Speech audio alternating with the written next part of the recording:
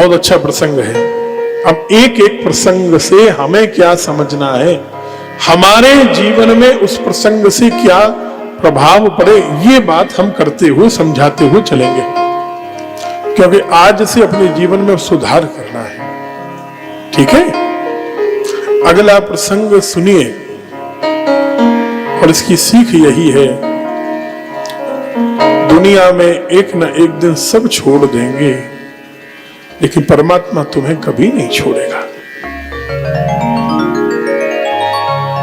देख लिया संसार हमने, देख लिया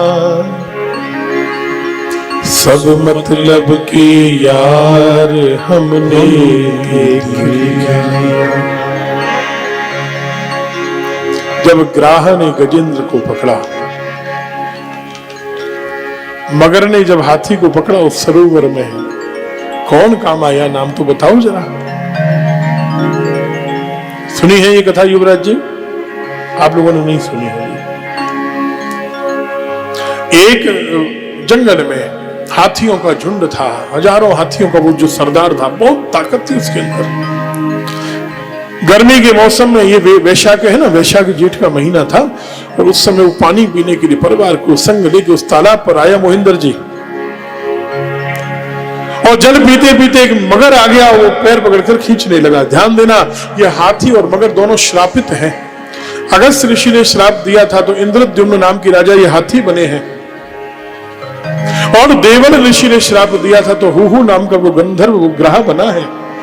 दोनों अपना उद्धार करना चाहते हैं। एक तरफ अकेला मगर है और एक तरफ हजारों हाथी हैं। बताओ कौन जीतेगा? कौन जीतना चाहिए? ये उत्तर आप देंगे तो हम आपको समझाएंगे ऐसा क्यों। अपने काम की बात है, अपने जीवन की बात है। एक तरफ हजारों हाथी, एक तरफ अकेला मगर। मगर ठीक है, जल में ज्यादा बलवान होता है, लेकिन हाथी भी तो हजारों हैं, सब मिलके एक दूसरे को पकड़ के खींच रहे हैं। किसको जीतना चाहिए? हाथी को? जो सहमत हो जरा हाथ उठा के बताइए। हो क्या रहा है वो छोड़ो, जीतना किसको चाहिए था? हाथी को। लेकिन जीत कौन रहा है? मगर। क्यों? अरे पानी में मगर शक्तिशाली होता है महाराज, लेकिन अकेला हाथी होता, दो चार हाथी होते तो ठीक है, हजारों हाथी के बराबर नहीं है वो। और ये हाथी भी कोई साधारण हाथी नहीं है, इसमें हजारों हाथियों के बराबर बल था, ऐसा लिखा है यहां। हजारों हाथियों के बराबर बलशाली था अकेला। इसका अर्थ है, ध्यान से सुनिए मोहिंदर जी, सुमित्रा जी, यदुराज जी, ध्यान से सुनिएगा। हर प्रकार की सामर्थ्य होने पर भी कभी कभी जीवन में कष्ट आते हैं। हम जो नहीं चाहते वह भी हो जाता है, और जो नहीं हो सकता था वह भी हो जाता है। हम बच सकते थे लेकिन बचते नहीं, हम जीत सकते थे लेकिन हार जाते हैं। तो समझना चाहिए कि इसमें परमात्मा की कोई विशेष इच्छा है। और भक्त किसे कहते हैं जी? परमात्मा की इच्छा में ही अपनी इच्छा मिला देना, ये भक्त का लक्षण है। अपनी मत चलाओ, जो परमात्मा चाहता है उसी में हमारा भला है। हाथी को लगा कि मैं कैसे हार सकता हूं, और इन हजारों हाथियों को लगा कि हम कैसे हार सकते हैं। सब ने लगातार कई दिन तक प्रयास किया, लेकिन हारना तो था ही, क्योंकि परमात्मा का इसमें कुछ भला था। अगर आज हाथी जीत गया होता तो भगवान हरि के रूप में नहीं आते कृपा करने के लिए। हाथी हारेगा तो भगवान आएंगे।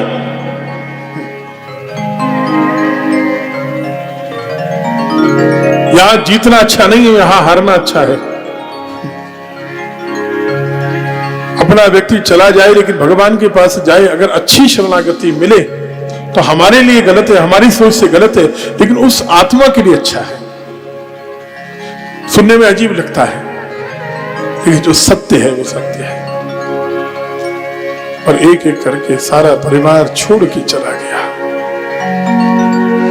औरों की छोड़ो, मित्र भी छोड़ गए, बेटे नाती पोते भी छोड़ गए, मोहिंदर जी पत्नी भी छोड़ गई, सब छोड़ गए।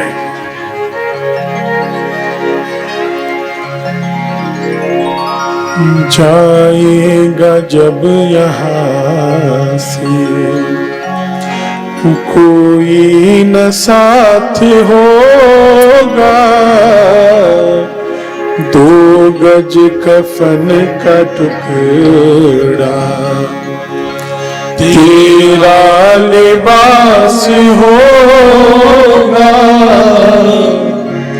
2 गज कफन का टुकड़ा तेरा लिबास होगा।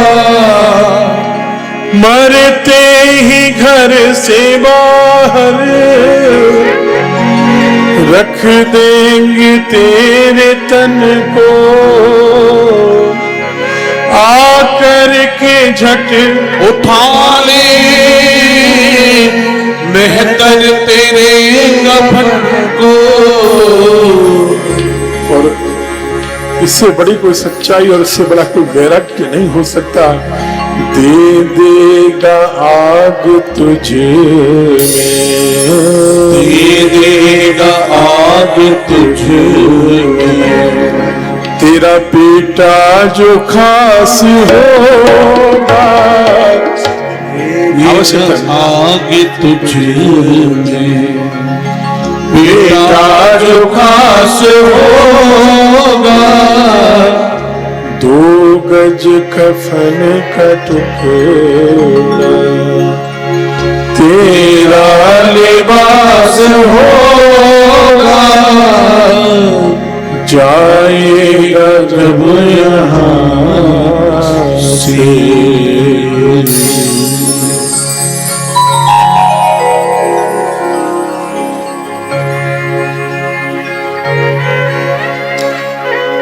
पत्नी कहां तक छोड़ती है बोलो? दरवाजे तक। समाज के लोग कहां तक छोड़ते हैं बोलो जी? बोलो, जोर से बोलो। नहीं बोलोगे तो क्या जाओगे नहीं क्या? है? चुप रह जाओगे तो अपना नंबर नहीं आएगा क्या? सबका नंबर आएगा बारी बारी, जो बूढ़े हैं वो भी और बच्चे सब। अरे भैया, इसमें कोई बुरा मानने की बात है क्या? हमारा आपका सबका आएगा, कोई आप नहीं हम भी तो। इसीलिए कहा जाता है, हम बार बार कहते हैं, ये कहते हैं बुरा मत सोचो, बुरा मत सोचो। अरे ये बुरा जरूर सोचो, तुमको वैराग्य तब होगा जब तुम ऐसा सोचोगे कि हाँ हमको जाना है। जब तक तुम ये मानने को तैयार नहीं हो कि मैं मरूंगा, जानते हो मानते नहीं हो कि मैं भी मरूंगा, जब तक तुम ये मानने को तैयार नहीं हो ना, तब तक वैराग्य नहीं होगा, गलत काम हो जाते हैं। मृत्यु का भय बहुत बड़ी चीज है, बड़ा काम करती है। आपको नहीं बोलना तो मत बोलना भाई, लेकिन तैयार रहो। अंत में जब चिता पर लेटोगे तो बेटा ही साथ देगा, और वो भी कब तक? आग लगाने तक, सिर फोड़ने तक, उसके बाद क्या? लेकिन तब भी जो साथ नहीं छोड़ेगा वो परमात्मा होगा। लोग तुम्हारे राख को छू कर कहेंगे हम अपवित्र हो गए, लेकिन तुम्हारी राख को अपने ऊपर उठा उठाकर उस राख से, भस्म से स्नान करेंगे, और भगवान शंकर कहेंगे कि तू वास्तव में अब पवित्र हो गया है, जो मुझे छूने का अधिकारी बना है। तुम्हारी जिस राख को छूने से परिवार अपने को पवित्र मानता है, उसी राख से भगवान स्नान करते हैं। बोलो, कौन ज्यादा प्रेम कर रहा है? जीते जी भी साथ है तो वो कन्हैया है, और मरने के बाद भी साथ देगा, अंतिम यात्रा में तो वो परमात्मा ही देगा। और इसको भूल जा रहे हो। पत्नी, बच्चे, परिवार सब छोड़ गए, अकेला हाथी रह गया और तब उसने स्तुति की है।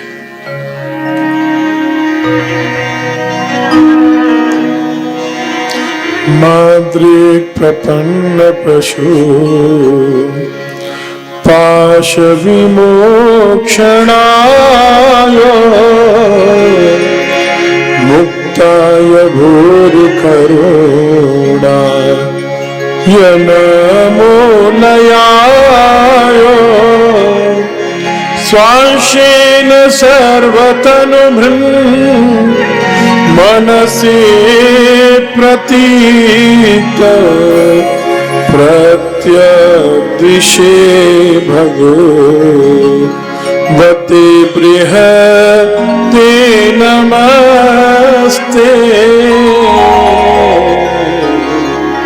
हे प्रभु, मैं आपको बारंबार प्रणाम करता हूँ मेरे जैसे पाश में बंधे हुए पशु को मुक्त करने के लिए। अब एक बात ध्यान आ गई तो बोल देंगे विद्या देवी जी, आप लोग बुरा तो नहीं मानोगे ना। शिव पुराण में कहा पशु कौन है जिसकी बलि देते हो, बोलो।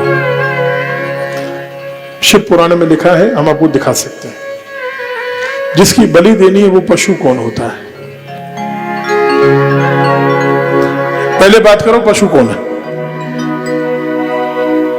पशु किसको कहते हैं? पशु किसको कहते हैं ये बताओ। शिव पुराण के अनुसार पाशेन बद्धः पशु, जो पाश में बंधा हुआ है उसे कहते हैं पशु।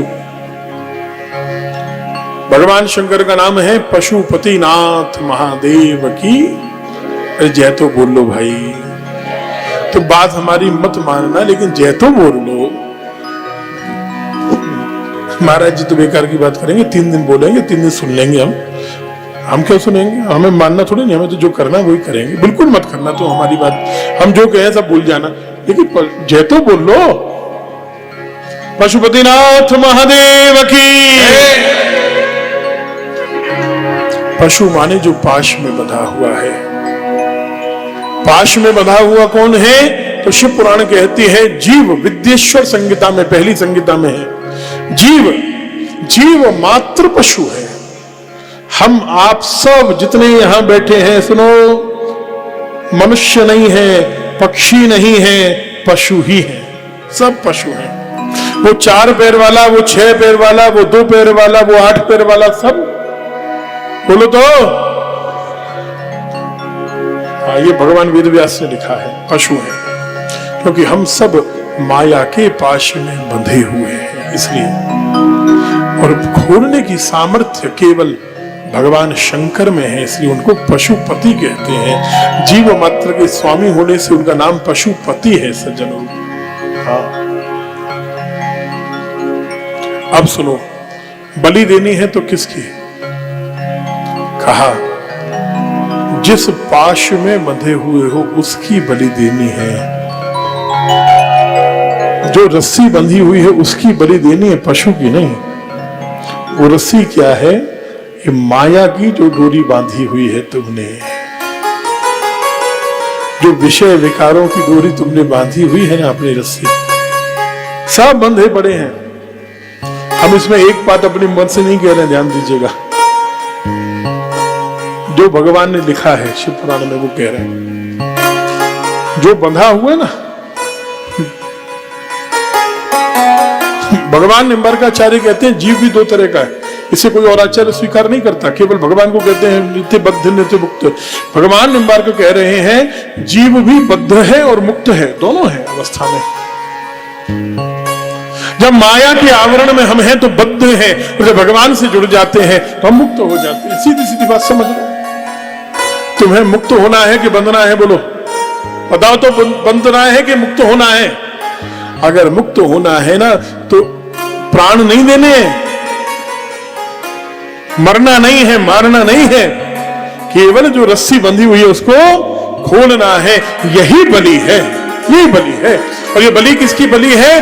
पाश की बलि है, ये विकारों की बलि है, ये बुराइयों की बलि है, ये जो माया का आवरण बंधा हुआ है उसकी बलि है।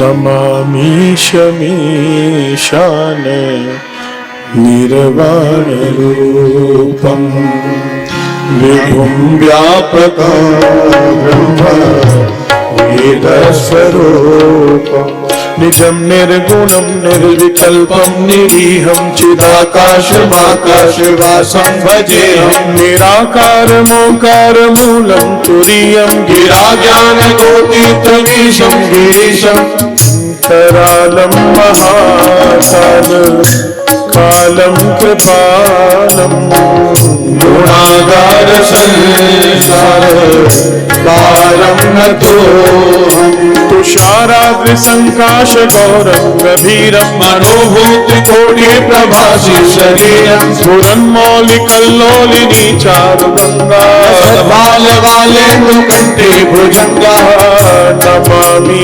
शमीशा निर्वाणरूपम् नमामि शमीशा निर्वाणरूपम् नमामि शमीशा निर्वाणरूपम्।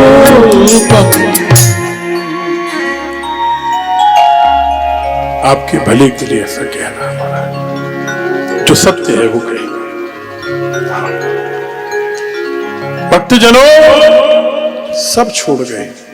अब उस हाथी ने जब स्तुति की ना कि मेरे बंधन से मुझको मुक्त कर दीजिए,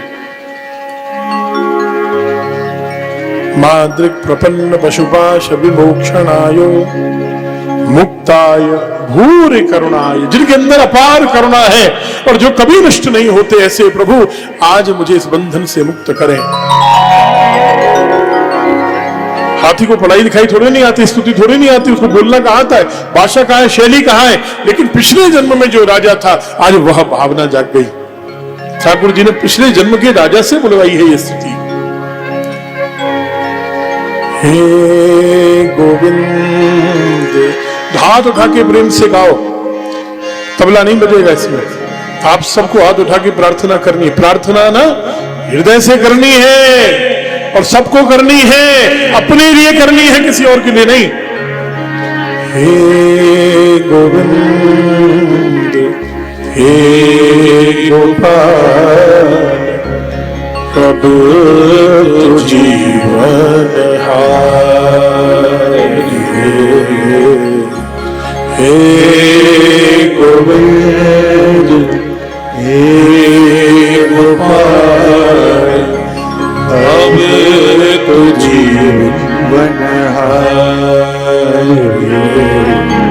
द्वारिका में शब्द गयो, द्वारिका में शब्द गयो, शूर भयो भारे, सूर भयो भारे, शंख चक्र गदा पद्म, शंख चक्र गदा पद्म, गरुड़ ने सिधारे, गरुड़ ने सिधारे।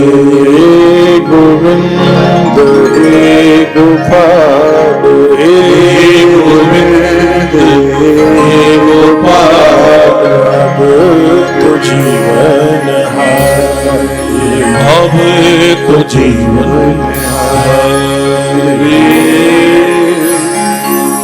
और भगवान उस समय क्या कर रहे थे द्वारिका में? भोजन के बाद रुक्मिणी जी ने हाथ धुलाना शुरू भी किया था। कानों में आवाज गई और भगवान आधे धुले हाथों से ही दौड़ गए। और इतनी तेजी से भगवान आए कि शंख चक्र गदा पद्म गरुड़ सबको त्यागा है रास्ते में भगवान ने। और जब गजेंद्र के सामने आए तो कृपा करते करते गजेंद्र को मुक्त करते करते भगवान ने पहले गजेंद्र को नहीं तारा, पहले ग्राहकों उतारा है, ग्राहकों उबारा है, ग्राहकों मुक्त किया है। अरे भाई आए गजेंद्र के लिए है, पहले ग्राहकों मुक्त क्यों कर रहे हैं, बाद में गजेंद्र को मुक्त क्यों किया? बोले ग्राहक के जीवन में एक विशेषता है कि गजेंद्र ने भगवान के चरण पकड़े हैं और ग्राह ने भगवान के भक्त गजेंद्र के चरण पकड़े हैं। ठाकुर जी पहले कृपा किस पर करते हैं भाई हिमाचल वालों? जो भगवान की सीधे शरणागति ले उस पर बाद में होगी कृपा, होगी बाद में होगी। क्या बिना गुरु के काम नहीं चलेगा? चल सकता है, जरूर चल सकता है। ऐसा नहीं कि बिना गुरु की मुक्ति नहीं होगी, होगी, लेकिन बहुत टाइम लगेगा, समय लगेगा। और फिर गिर गए, कुछ कमी आ गई तो पतन भी जल्दी है, टाइम टेकिंग प्रोसेस है। लेकिन हाँ, गुरु की साधना से, गुरु की कृपा से गिरने का डर भी नहीं, क्योंकि अब संभालने की जिम्मेदारी अपनी नहीं है, और संभालने की जिम्मेदारी गुरुदेव की हो गई है। और दूसरी बात, बिना टाइम के, बिना विलंब की कृपा होगी। ग्राह ने कोई मंत्र जपा क्या, केवल क्षण पकड़ लिए गुरु रूप गजेंद्र के और उससे पार हो गया। पहले गजेंद्र, बाद में, पहले ग्राह फिर गजेंद्र। ये गजेंद्र मोक्ष लीला है। हाँ, भगवान ने कहा जो इस गजेंद्र मोक्ष से मेरी स्तुति करेगा उसे विमल मति दूंगा और उसे हर संकट से मुक्त करूंगा। अगर मृत्यु निश्चित है तो उसे कष्ट नहीं होने दूंगा, कष्ट नहीं होने दूंगा, ये मेरी जिम्मेदारी है। और अगर रक्षा हो सकती है तो बचा लूंगा, ये भी मेरी जिम्मेदारी है। इतना सुंदर ये गजेंद्र मोक्ष है। इस अवतार का नाम है श्री हरिनारायण भगवान की जय। जय जय श्री राधे। सूर्य कहे श्याम सुनो, शरण हो तिहारी। सूर्य कहे श्याम सुनो, शरण हो तिहारी। अब की बार पार करो, अब की बार पार करो, मंदिर के दुलारी।